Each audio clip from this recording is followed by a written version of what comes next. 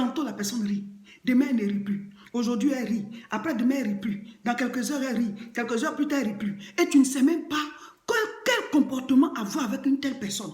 Vous êtes dans la maison avec la personne, l'atmosphère est lourde. Vous êtes au service avec la personne, l'atmosphère est lourde. Vous êtes à l'église avec la personne, l'atmosphère est lourde. Vous êtes au village avec la personne, l'atmosphère est lourde. Tu lui demandes, je ne suis pas dans mon assiette, je ne suis pas dans mon assiette, je ne suis pas dans mon assiette. C'est dans des seaux on va vous mettre. C'est dans les seaux là on va vous enfoncer. Comme vous ne trouvez pas vos assiettes pour rester dedans, on va vous mettre dans des seaux. Mais ce n'est pas possible.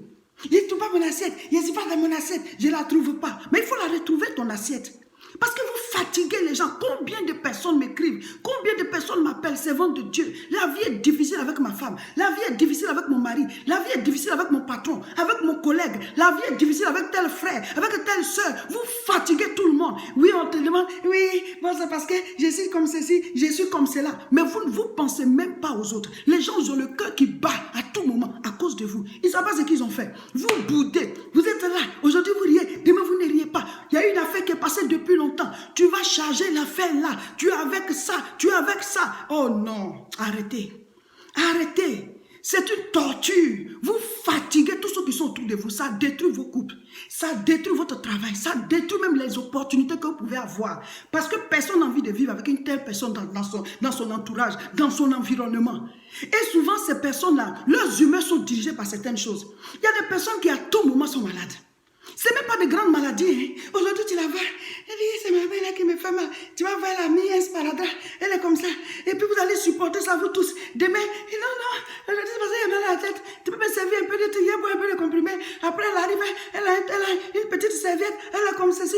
Tout le temps des bobos. Et vous tous, vous devez supporter ça. D'autres, leurs humeurs, ça dépend de leur argent. Quand la fin du mois arrive comme ça, ils vont rire avec tout le monde. Ils vont acheter à manger à tout le monde. Ils sont contents pour rien. Et au fur et à mesure que l'argent diminue, là, leur atmosphère, leurs humeurs aussi commencent à changer. Ça commence à changer. Il va vous tenir coupable pour tout. Il va vous crier dessus. Il va vous répondre mal. Pourquoi? Parce que ces humeurs-là dépendent de sa poche. Mon frère, ma soeur, écoute-moi bien. Si tu es quelqu'un qui a une humeur changeante comme ça, tu es comme la mer. La mer, on dit les vagues de la mer, aujourd'hui on dit marée haute.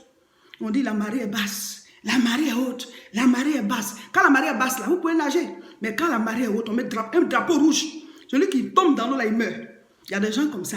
Quand tu le vois aujourd'hui comme ça, tu dis, aujourd'hui, la marée est haute, hein, le drapeau rouge est sorti. Demain, on dit la marée est basse, on peut y aller. On peut causer avec lui. Toi, tu es quoi? Tu es la mer. Tu es la mer, tes humains là, ça change comme ça. Ça change comme ça. Tu es qui? Et il y a des gens qui disent même qu'ils sont chrétiens, qui malheureusement se comportent comme ça. Tu n'as pas compris la Bible. Tu n'as pas compris la Bible. Il n'y a pas un seul verset biblique où on dit, ce jour-là, Jésus se réveilla de mauvaise humeur, ou alors Jésus n'étant pas dans son assiette, parla mal à Pierre. Il n'y a pas un verset biblique comme ça. Donc si tu dis que tu es chrétien, là, tu dois changer. Arrêtez de faire peser vos humeurs sur les autres. Ce n'est pas une vie ça. Si Jésus-Christ vient, tu vas rester. Parce que cette atmosphère ne vient pas de Dieu. Ce sont les démons qui se cachent dans ce genre de choses. Quelqu'un m'a dit que dans son service, ils sont 3 chrétiens. Les autres ne connaissent pas encore le Seigneur. Mais le courant passe mieux entre lui et ceux qui ne connaissent pas le Seigneur qu'entre lui et les 2 autres chrétiens. Il y a une dame et il y a un homme. Et même l'homme là, dans son église, il a même des rôles. Des rôles dans son église, il est connu. Mais l'atmosphère avec eux, c'est pas facile du tout. Il préfère même causer avec les païens. Pourtant, lui, les jeunes, il a été embauché il n'y a pas longtemps. Il a trouvé les 2 grands là. Dans la foi, c'est une tantine, l'autre aussi, c'est un tonton. Mais c'est pas possible. Les païens là même, ils se cachent pour parler d'eux. Tu es sûr que ce sont les gens chrétiens comme toi? Toi, on vient d'embaucher là, tu es beaucoup plus... Tu communiques plus de joie et tout ça. Avec toi, le courant passe mieux qu'avec eux. Vous voyez, l'autre, elle est assise au secrétariat, là, c'est difficile comme ça. Pourtant, à l'église, elle chante. C'est toi qui chantes à l'église, mais tu émets une atmosphère bizarre dans le service. Tous les collègues sont mal à l'aise. Pourtant, tu dis que tu connais le Seigneur. Ressaisissons-nous.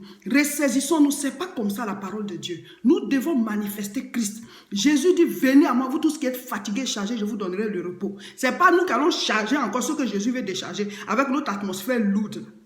Une femme a failli perdre sa vie de couple comme ça. C'est une femme qui aime beaucoup bouder. Avec elle, l'atmosphère est tout le temps très lourde. Il est difficile de communiquer avec elle. Quand il y a une affaire, elle ne laisse pas tomber. Elle va maintenir la situation de conflit pendant longtemps. Et elle a une amie d'enfance, voilà, avec qui elle a fait l'école et qui la connaît très bien. C'est comme sa meilleure amie. Donc, chacune est mariée maintenant. Elles ne sont plus dans la même ville.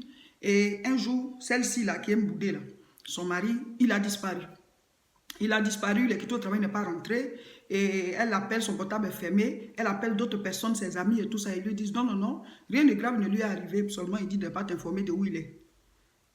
Elle était dans tous ses états. Comment ça? Pourquoi? Or, le gars, il allait rester quelque part loin de sa femme, juste parce qu'il veut avoir la paix.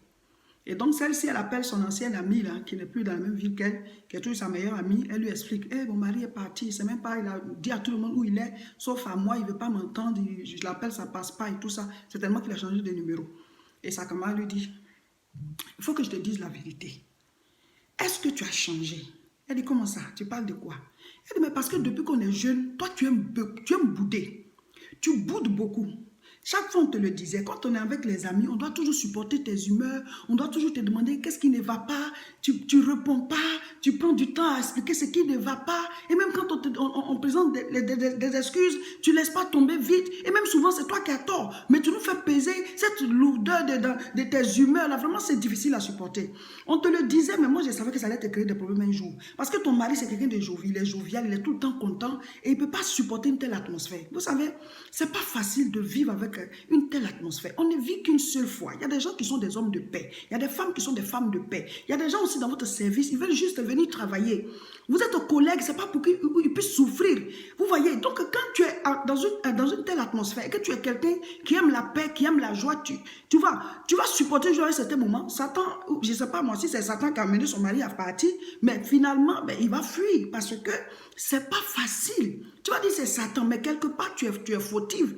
Parce qu'il faut que tu changes. Donc quand sa camarade a commencé à dire ça, elle a failli encore se fâcher. Ah, elle dit, ah voilà, tu veux te fâcher, mais voilà où ça t'a conduit. Il faut qu'on t'explique ce qui ne va pas dans ton comportement. Il faut que tu fasses face à ta vie.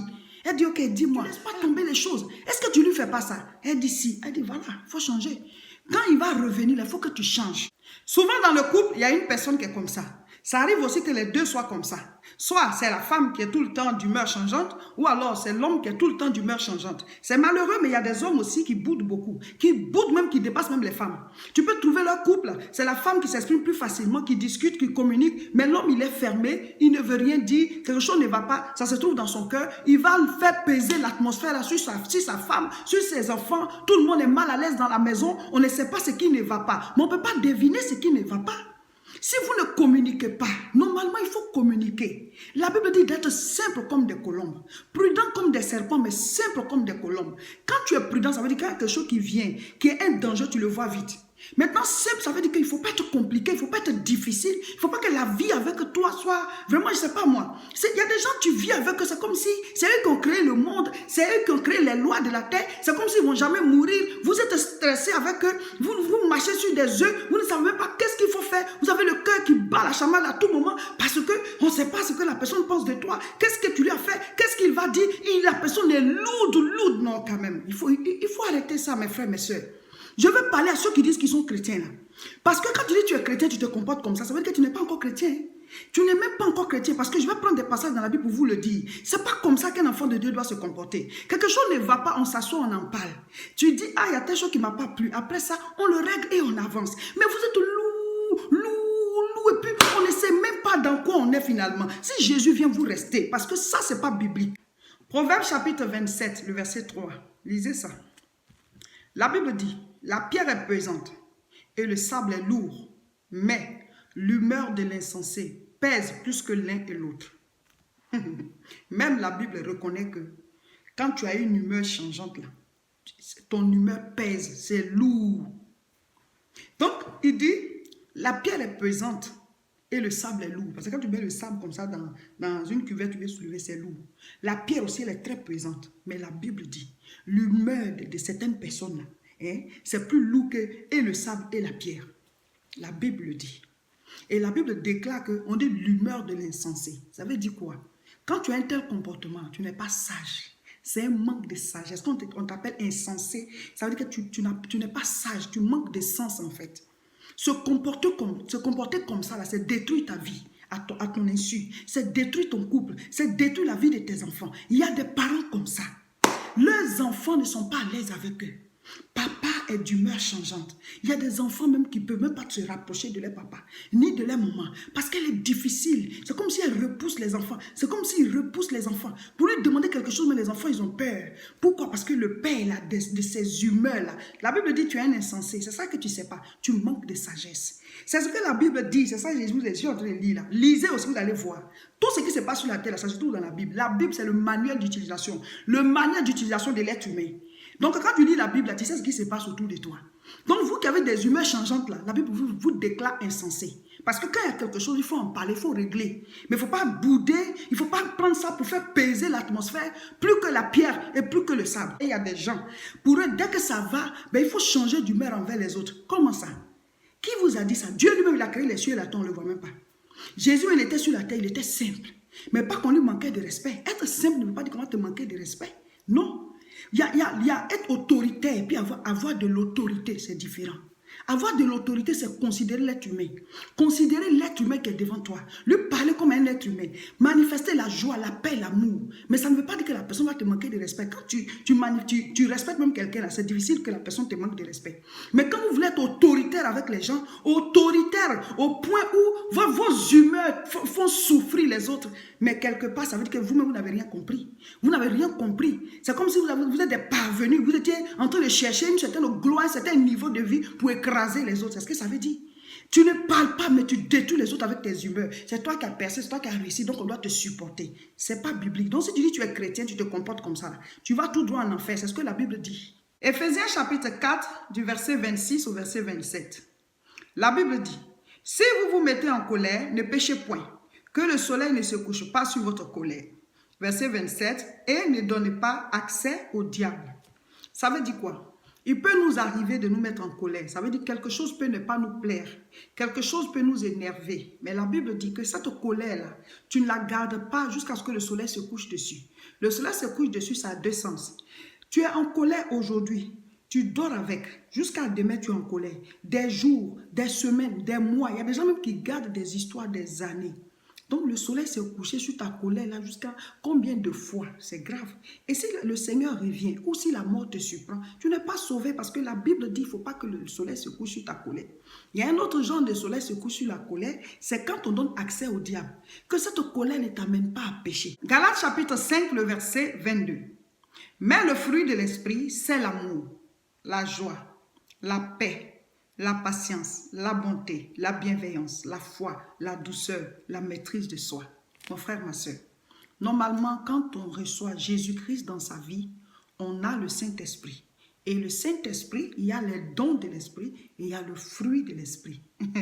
Le fruit de l'Esprit, vous voyez, c'est comme l'orange, c'est comme la mandarine, à plusieurs tranches. Et la Bible cite... On parle de l'amour, la joie, la paix, la patience, la bonté, la bienveillance. Toutes ces choses-là, en tant que chrétien, tu dois manifester ces choses autour de toi. Mais quand tu es d'humeur changeante, tu es tout le temps en train de faire peser une certaine atmosphère, ça veut dire qu'il n'y a pas d'amour en fait finalement. Il n'y a pas de joie avec toi. Il n'y a pas la paix avec toi parce que les autres sont troublés par cette atmosphère que tu dégages. Vous devez communiquer. Si quelque chose ne va pas, tu dis ça ne m'a pas plu. Et après ça, tu vas au-delà, tu vois, tu passes outre de cette affaire. Tu ne la gardes pas parce que toi-même, ça peut te créer des problèmes. Quand on garde trop de choses à l'intérieur de nous, mais ça crée aussi des maladies. Hein. Il y a des gens qui ont eu des ulcères avec ça, d'autres même qui ont la tension qui monte parce que tout est à l'intérieur. Et même si celui qui t'a fait du mal, s'il n'est pas ouvert pour recevoir la discussion, mais toi, il faut te libérer le cœur. La vie, c'est la vie. Il faut vivre. Demain, on ne sera plus sur la terre. On ne vit qu'une seule fois. Quand tu fais peser l'atmosphère sur les autres, toi aussi tu souffres. Hein? Alors qu'il faut être, la joie est mieux que la tristesse. Vous voyez, la paix est mieux que le trouble. Vous voyez, l'amour est mieux que la haine. Donc libérez vos cœurs de tout ce qu'on a pu vous faire et vivez une vie de joie et communiquez la joie autour de vous. Voilà, c'était l'édification du jour. N'oubliez pas, nous avons la grande rencontre de prière le samedi 11 mai à Aubervilliers à partir de 14h30. Prenez l'adresse et tout le monde à Aubervilliers. Nous avons des retraites spirituelles au niveau de Tourcoing. La prochaine, c'est du 25 au 26 mai. Appelez-nous pour toutes les informations. Pour me suivre régulièrement, abonnez-vous à mes différentes chaînes. Cliquez sur s'abonner ou sur j'aime et surtout, partagez la vidéo.